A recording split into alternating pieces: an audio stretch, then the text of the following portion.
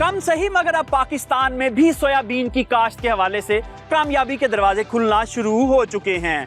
पाकिस्तानी किसानों ने भी फी एकड़ अच्छी पैदावार लेना शुरू कर दी है। गुज़श्ता साल दीपालपुर के किसान ने 30 मन फी एकड़ पैदावार हासिल की और इस साल उनका प्लान 40 मन फी एकड़ पैदावार हासिल करने का है। आइए उनके पास चलते हैं, उनसे पूछते हैं कि उन्होंने ये कामयाबी कैसे हासिल की ताकि उनके खुफिया राज आप तक भी पहुंच सकें।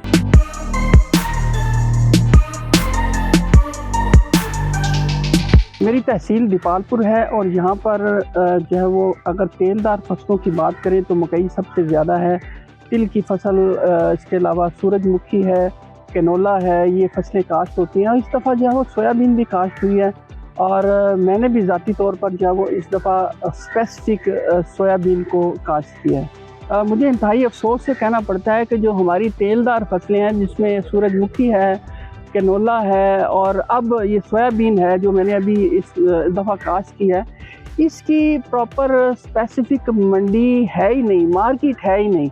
तो किसान जो है वो इसको मार्केट में ले जाने से खौफ खाता है, डरता है कि वहाँ पर जो है वो मार्केट में इसकी वैल्यू ही नहीं है, लोग इसको ख़रीदार ही नहीं मिलते।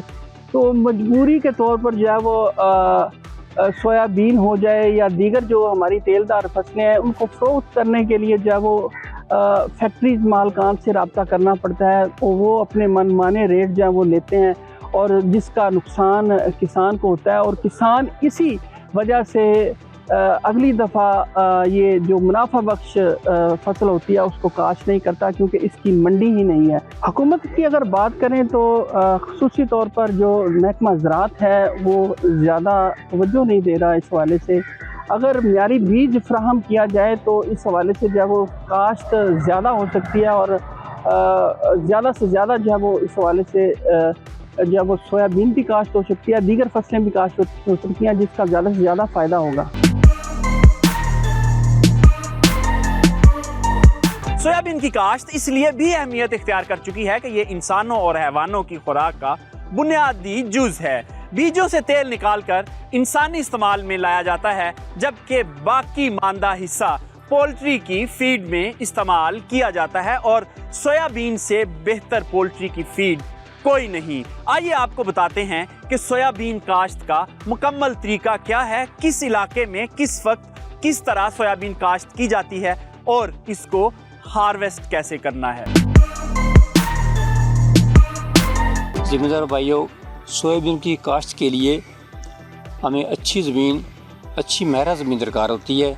ज़मीन की तैयारी जो है वो इसके अंदर सबसे ज़्यादा अहम है। जितनी अच्छी ज़मीन की तैयारी होगी, जितना अच्छा बीज होगा, उतनी अच्छी आप फसल ले सकेंगे। सोयाबीन की ज़मीन की तैयारी के वक्त हमें देखना है कि ज़मीन के अंदर कोई पुरानी फसल जो है उसकी बाकियात बाकी हैं तो उनको आप रोटावेटर चलाकर तलफ कर लें, या जड़ी बूटियाँ बाकी हैं, घास वगैरह है, रोटावेटर से उनको तलफ कर लें। उसके बाद आप उसकी रौनी कर दें।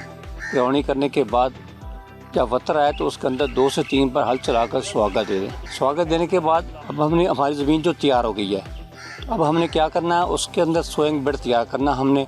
तो उससे पहले हमने इसके अंदर जो सोइंग से पहले खाद डाली, DAP 1 बोरी के हिसाब से और SOP 1 बोरी फी एकड़।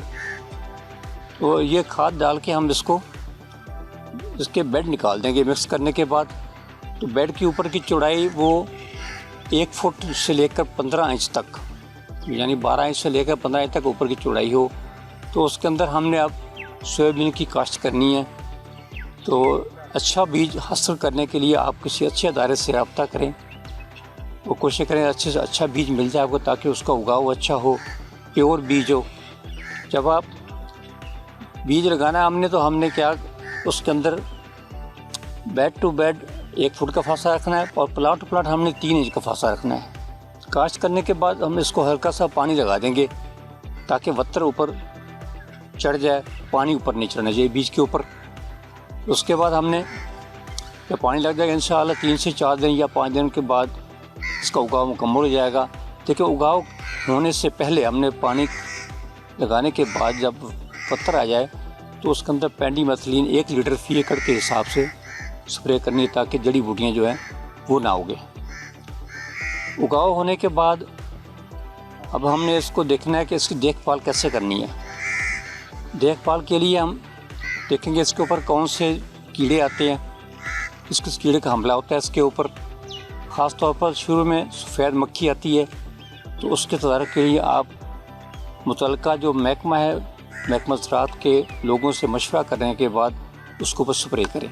हमने जब क्रॉप आपकी 9 इंच तक हो जाएगी तो उसके अंदर हमने यूरिया डालना है आधी बोरी फी एकड़ के हिसाब से। और जब ये क्रॉप हमारी जाएगी फ्लावरिंग पर, आधी बोरी यूरिया हमने उसके अंदर फिर डालना है जी। और इस दौरान में जो भी कीड़े आते हैं उनका तदारुक हमने करते रहना, या कोई बीमारी आती है तो उसके मुताबिक उसको स्प्रे करना चाहिए।